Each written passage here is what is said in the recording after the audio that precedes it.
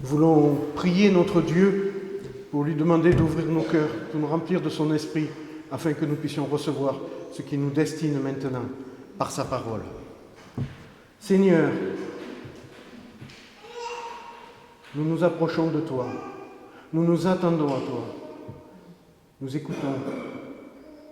Seigneur, nous te demandons de nous aider dans cette démarche simple et de permettre que nous puissions recevoir maintenant tout ce que tu nous destines, tout ce que tu veux nous donner pour que nous avancions, pour que nous soyons transformés, pour que nous grandissions devant toi. Seigneur, nous te demandons de faire cela et nous te demandons en particulier de faire tomber en nous les murs de toutes les résistances. Toi, Seigneur, toutes les fois où nous nous détournons de ce que tu nous demandes, de ce que tu attends, toutes les fois où nous ne voulons pas voir. Alors, Seigneur, maintenant, ouvre nos oreilles, ouvre nos yeux et que vraiment nous puissions tout recevoir de ce que tu nous destines. Ne pas faire de tri, être simplement à ton écoute pour être renouvelé, pour grandir. Seigneur, merci par ta parole qui est révélation, que nous puissions saisir ce matin encore tout ce que tu veux nous révéler de toi, nous apprendre. Merci Seigneur Jésus de le faire maintenant par ton esprit. Amen.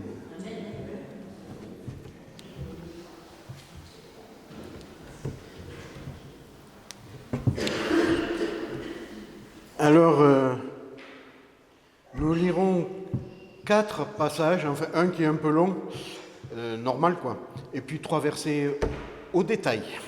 Voilà. Alors le premier passage c'est dans Hébreux, oui je vous l'avais annoncé, chapitre 13, versets 9 à 15. Hébreux 13, versets 9 à 15.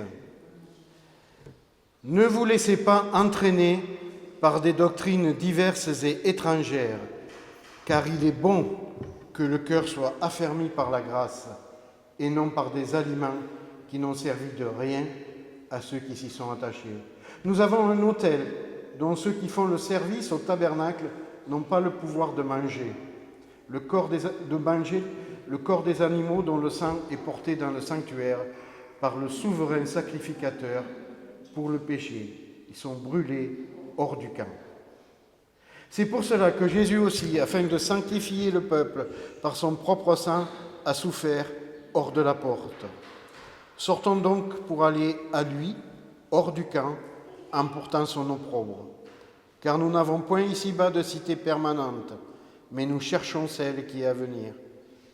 Par lui, offrons sans cesse à Dieu un sacrifice de louange, c'est-à-dire le fruit de lèvres qui confessent son nom. Et 3 versets. Alors pour vous surprendre un peu, c'est dans l'Apocalypse. Le premier au chapitre 1, verset 5. À celui qui nous aime, qui nous a délivrés de nos péchés par son sang, on l'a déjà lu pour commencer, mais je le relis, et qui a fait de nous un royaume, des sacrificateurs pour Dieu son Père, à lui soit la gloire et la puissance au siècle des siècles. Amen. Chapitre 5, verset 9. Et chantez un cantique nouveau en disant « Tu es digne de prendre le livre et d'en ouvrir les sceaux, car tu as été émoulé et tu as racheté pour Dieu par ton sang des hommes de toute tribu, de toute langue, de tout peuple et de toute nation. Et tu as fait d'eux un royaume et des sacrificateurs pour notre Dieu, et ils régneront sur la terre. » Et encore plus loin, au chapitre 20, au verset 6, « Heureux et saints ceux qui ont part à la première résurrection. La seconde mort n'a pas de pouvoir sur eux, mais ils seront sacrificateurs de Dieu et de Christ, et ils régneront avec lui pendant 1000 ans. » Voilà pour notre lecture de la parole de Dieu. Alors les plus perspicaces, peut-être les plus observateurs d'entre vous, auront remarqué que ce matin, je n'ai lu la Bible que dans l'antique traduction établie par Louis II en 1910. Habituellement, je ne suis pas très sensible aux diverses traductions de la parole. La plupart procèdent d'une exigence de fidélité et je suis plutôt disposé à faire confiance. Il me semble cependant que lire l'Épître aux Hébreux dans une version contemporaine rend les choses plus difficiles à comprendre. Et nous n'avons pas vraiment besoin de ça. Dans le Nouveau Testament des Bibles récentes, il n'y a plus de sacrificateurs. Il n'y a que des prêtres. C'est un peu comme si nous étions appelés à devenir des chrétiens. C'est un peu comme si nous étions appelés, puisqu'il n'y a plus de sacrificateurs, à devenir des chrétiens véganes. Et j'avoue que je n'arrive pas à m'y résoudre. Je ne sais pas s'il s'agit de pallier une ignorance généralisée ou si ce mot de sacrificateur n'est plus considéré comme politiquement correct. Mais je crois que nous perdons quelque chose de la révélation de Dieu en devenant un royaume de prêtres, alors que de fait, nous sommes un royaume de sacrificateurs. Il y a, suivant le rite de Moïse, 2 sortes de prêtres. Les Lévites, c'est-à-dire tous les hommes de la tribu de Lévi qui sont chargés de toutes les tâches générales concernant le service du temple. Ce sont les musiciens, des musiciens, des gardiens, des comptables, des enseignants. Et il y a un peu comme, j'ai écrit aristocratie, mais ça serait mieux de dire une élite, les sacrificateurs. Eux, ce sont exclusivement les descendants d'Aaron. Ils sont chargés de tout ce qui concerne les sacrifices offerts à Dieu. Et s'il est vrai que les sacrificateurs sont des prêtres, tous les prêtres ne sont pas des sacrificateurs. Nous, ici, réunis, nous avons entendu que nous sommes un royaume de sacrificateurs. Pour faire une caricature des prêtres, oui, mais des prêtres particuliers, occupant une fonction particulière. La simple notion de prêtre ne nous rend pas justice et ne nous mène pas vers une pratique conforme à la volonté de Dieu à notre égard. Alors il me semble que plusieurs choses ont conduit à l'évanouissement de cette notion de sacrificateur. La première, c'est la bien-pensance. Vous savez, c'est cette volonté des choses, de revendiquer que des choses agréables. La bien-pensance de notre époque, celle qui concerne la maltraitance animale, les flots de sang animal coulant dans les rigoles de l'autel des sacrifices offusquent beaucoup de nos contemporains, et peut-être même plusieurs ici. La disparition du mot sacrificateur permet de jeter un voile pudique sur cette rivière pourpre. Un peu comme si une intervention de l'association L214 était redoutée. Ou peut-être si nous avons peur d'un simple accès de nausée. Et je redoute l'idée que la deuxième raison de cet escamotage de la notion de sacrificateur puisse découler indirectement de la première. Parce que là, maintenant, il s'agit de théologie. Les sacrifices d'animaux n'ont plus aucune raison d'exister. Un sacrifice unique et humain a été accompli. Jésus est mort sur la croix, tout le sang nécessaire a été versé, le prix définitif, complet a été payé. Les sacrifices sanglants n'ont plus de raison d'être. La fonction de sacrificateur semble avoir disparu. Pour des raisons de clarté, des raisons didactiques, elle ne devrait plus être mentionnée. Et attention, escamoter ce mot, ce ne serait pas une altération de la parole, juste l'expression d'une meilleure compréhension, l'énoncé découlant d'une rigueur intellectuelle qui serait de bon aloi. Il reste que le mot grec utilisé 3 fois à notre sujet par l'apôtre Jean dans l'Apocalypse est Hiereus, celui qui offre des sacrifices. Et Jean, l'apôtre Jean, on ne peut pas le soupçonner d'abus ou même d'imprécision de langage. Et en plus, cela correspond à l'accomplissement d'une promesse de l'Ancien Testament, Exode 19, verset 5. « Maintenant, si vous écoutez ma voix et si vous gardez mon alliance, vous m'appartiendrez entre tous les peuples, car toute la terre est à moi. Et vous serez pour moi un royaume de sacrificateurs et une nation sainte. Nous sommes ceux qui offrons les sacrifices. » Sacrificateurs. Alors les sacrifices sanglants n'existent plus? Quels sacrifices restent à offrir? Le Nouveau Testament nous indique 3 types de sacrifices que nous pouvons et devons offrir, puisque c'est notre fonction. Ce n'est vraisemblablement pas limitatif et cette liste informelle peut sûrement être déclinée. Les 2 premiers genres de sacrifices qui nous incombent ne nous surprennent pas et font partie de la sanctification telle que nous la comprenons, telle que nous tâchons de la vivre au jour le jour.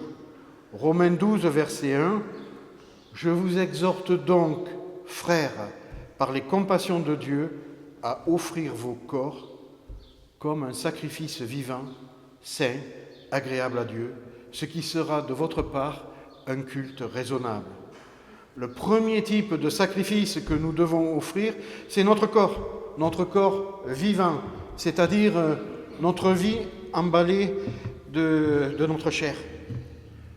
C'est une notion très générale, une notion qui nous est familière et que nous avons l'habitude de sonder pour en dériver toutes sortes de conséquences pratiques et spirituelles. Au moment de la conversion, nous sommes exhortés à proclamer « Je donne ma vie à Jésus ». Cette locution paraît à certains, en tout cas, un peu enfantine, mais si conformément au verset de Romains 12, nous affirmons que, sacrificateurs, nous avons offert notre corps en sacrifice vivant, cela donne une autre tournure à la démarche. Ça rajoute un poids de solennité. Par comparaison, le deuxième type de sacrifice que nous sommes appelés à offrir paraît bien qu'absolument nécessaire, tout à fait trivial. Vous savez, ce sont ces offrandes qui réjouissent Dieu et Daniel Séquier, notre trésorière.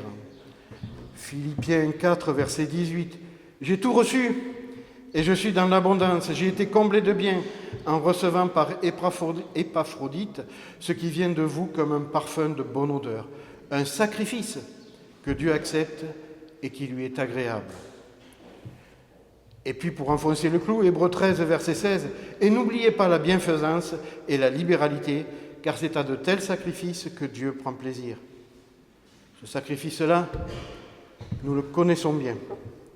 Nous savons en calculer le montant. Depuis plus de 30 siècles, il n'a pas varié. Cela s'appelle la dîme.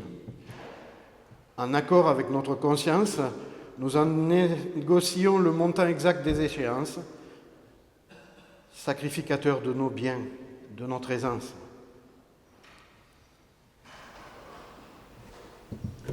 Le troisième type de sacrifice est un peu différent et il nous troublera un peu plus quand j'aurai retrouvé ma page, comme tout à l'heure.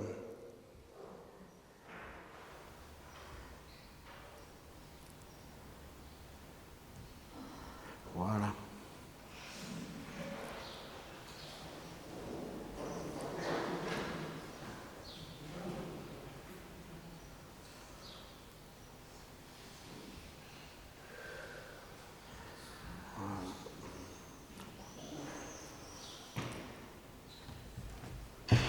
Par lui, offrons sans cesse, par Jésus-Christ, offrons sans cesse à Dieu un sacrifice de louange, c'est-à-dire le fruit de lèvres qui confessent son nom. Quand j'ai lu ce verset dans Hébreu il y a quelques jours, dans ma lecture habituelle, c'est cette notion de sacrifice de louange qui m'a interpellé. J'avais du mal à associer les deux mots. La louange, notre louange, comprise comme un sacrifice offert à Dieu. La louange, ce n'est pas difficile, ce n'est pas douloureux, c'est une chose qui ne s'épuise jamais en nous. C'est comme une source qui jaillit. C'est une abondance, comme celle de la nature. Comment ma louange peut-elle être vue comme un sacrifice que j'offre? Alors le premier élément que je veux relever, c'est une symétrie assez parfaite entre le fonctionnement des sacrifices mosaïques proposés par Moïse et celui de notre louange. Depuis un moment, nous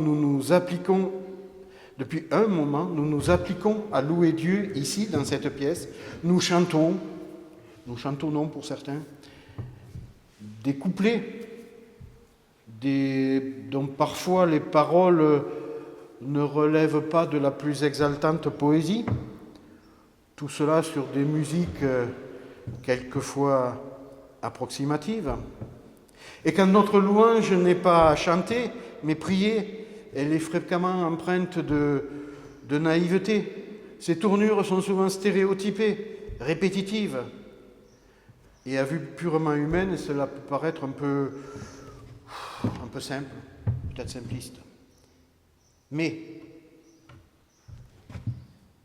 par la foi, nous savons que ce plafond ne l'arrête pas et que cette louange s'élève jusqu'à Dieu et qu'elle abonde cette coupe de parfum sans cesse présentée devant notre Dieu. Et par la foi, les Hébreux, qui offraient des sacrifices sanglants brûlés sur le grand autel de bronze, savaient que la fumée qui s'élevait de la viande brûlée montait jusqu'au ciel. Et elle était une bonne odeur devant l'Éternel. Le parallèle est frappant. Mais il y a beaucoup plus. Il y a la nature de ces gestes que sont l'offrande de notre louange et celle des sacrifices anciens. Tout tient dans ce mot un peu vieilli, offrande. Souvent, peut-être toujours d'ailleurs, le sens des mots que nous employons a une grande importance. Des nuances semblent subtiles et elles peuvent s'avérer en fait fondamentales. C'est le cas ici. On fait un sacrifice ou l'on offre un sacrifice. Quand on achète, nous sommes dans une région rurale, quand on achète un champ, une maison, une machine, une voiture, en parallèle, on est souvent amené à faire le sacrifice partiel ou total de nos loisirs, de nos distractions, de nos plaisirs. On fait un sacrifice. C'était aussi le cas des adorateurs et des Baals et autres idoles. Quand Naaman, par exemple, est guéri de sa lèpre, il s'excuse auprès d'Élie parce qu'il va devoir accompagner son roi quand il fait le sacrifice annuel à son Dieu. Il y a ici, avec ce terme, associé au sacrifice, la notion de transaction. Faire un sacrifice, c'est alors un échange de bons procédés. Ce n'est jamais le cas pour les sacrifices agréés par notre Dieu. À notre Dieu, l'on offre un sacrifice. Il ne s'agit jamais de transaction, d'échange. Les sacrifices offerts à Dieu ne sont pas un prix payé ou élément d'un échange. Ils sont cadeaux.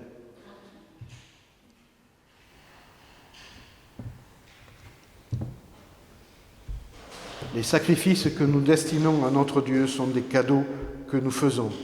Et c'est même cela la définition du mot sacrifice. Cadeau fait à notre Dieu.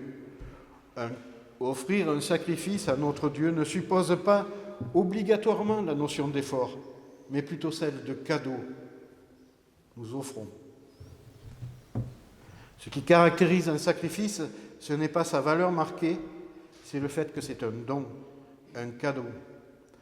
À l'époque des sacrifices sanglants, les pauvres offraient une tourterelle et les riches de bien plus gros animaux de grande valeur. Mais les pauvres n'étaient pas mortifiés de leur pauvreté, ils étaient heureux d'avoir pu offrir quelque chose à Dieu. Quand on offre un sacrifice à Dieu, ce qui compte, ce qui a ou qui n'a pas de valeur, fût-ce relative, c'est la disposition de notre cœur au moment de l'offrande. Et il en est ainsi du sacrifice de louange. Nous offrons notre louange à Dieu et ce qui compte à cet instant, c'est l'orientation de notre cœur. C'est cette orientation qui a du prix pour Dieu. C'est elle qui fait de ce sacrifice un parfum de prix devant Dieu. Alors ça peut être là encore quelque chose qui paraît un peu naïf, en tout cas aux yeux du monde. Dans cette quinzaine qui suit la fête des mères, je rappellerai à toutes les mamans de jeunes enfants le collier de pâte ou le beau dessin qu'elles ont reçu et qu'elles ont précieusement glissé dans le tiroir de leur table de nuit. C'est cela, la nature de notre sacrifice de louange à Dieu. De fait, de tous les sacrifices que nous pouvons imaginer offrir à Dieu. Rien de plus, mais rien de moins. Alors, juste avant de conclure, une dernière remarque concernant ce sacrifice de louange.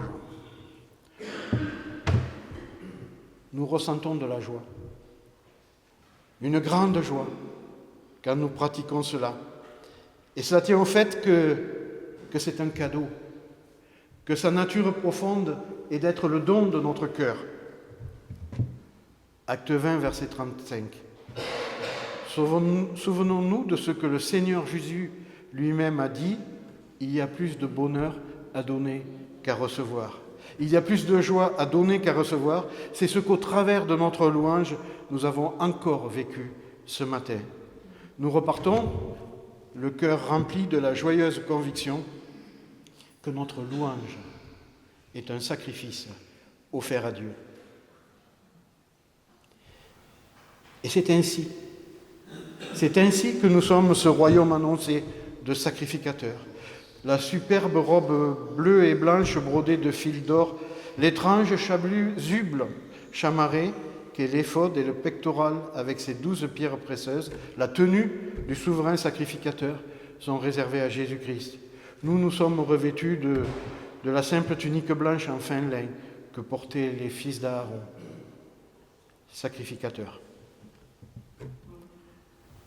Alors, équipé de cette conviction, je vous propose comme un exercice, Charles a un peu arrêté de faire ça, mais moi je trouve que c'est bien, pour la semaine à venir, je vous propose comme un exercice de relire l'Épître aux Hébreux dans une version de la Bible qui aura conservé ce nom de sacrificateur, qui seul vous convient bien. Alors, Darby, second 1910, très vraisemblablement, cet épître était destiné à un groupe de sacrificateurs convertis à Jésus et qui étaient agités par le trouble et le doute. Habité de cette identité profonde, vous verrez alors se déchirer devant vous le voile du temple. Le sacrifice de votre louange aura été l'usage de votre liberté, de votre libre accès vers Dieu. Seuls les sacrificateurs ont accès au sanctuaire, et c'est ce statut qui vous permet de faire vôtre cette promesse de l'Épître aux Hébreux. Ainsi donc, frères, puisque nous avons, au moyen du sang de Jésus, une libre entrée dans le sanctuaire, par la route nouvelle et vivante qu'il a inaugurée pour nous au travers du voile, c'est-à-dire de sa chair, et puisque nous avons un souverain sacrificateur établis sur la maison de Dieu, approchons-nous avec un cœur sincère dans la plénitude de la foi. Les cœurs purifiés d'une mauvaise conscience et le corps lavé d'une eau pure. Retenons fermement la profession de notre espérance, car celui qui a fait la promesse est fidèle. Veillons les uns sur les autres pour nous exciter à l'amour et aux bonnes œuvres. N'abandonnons pas notre assemblée, comme c'est la coutume de quelques-uns, mais exhortons-nous réciproquement, et cela d'autant plus que vous voyez s'approcher le jour. Amen.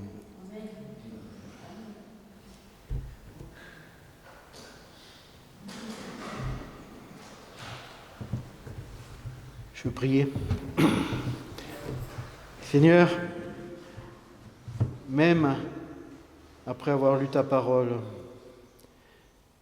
même avoir réfléchi, écouté, Seigneur, nous avons du mal à réaliser ce qu'est ce rôle de sacrificateur que tu nous as destiné, ce rôle qui est le nôtre.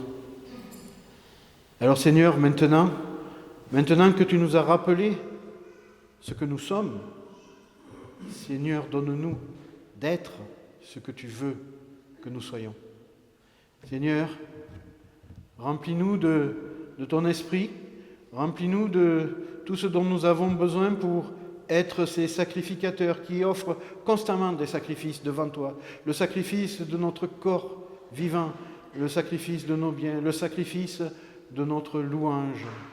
Seigneur, aide-nous à vivre cela dans la dignité, dans le respect, Seigneur, avec le recueillement, avec le sérieux que cela impose. Oui, Seigneur, aide-nous à être ce royaume de sacrificateurs, aide-nous chacun pour notre part à être un sacrificateur. Merci Seigneur de nous accompagner maintenant et merci surtout parce que cette louange que tu attends de nous, elle t'est précieuse, même si elle nous paraît souvent bien faiblarde. Alors merci de recevoir ce qui vient de nous et merci Seigneur d'avoir fait de nous ce royaume de sacrificateurs. Amen. Mon Dieu, par quel amour!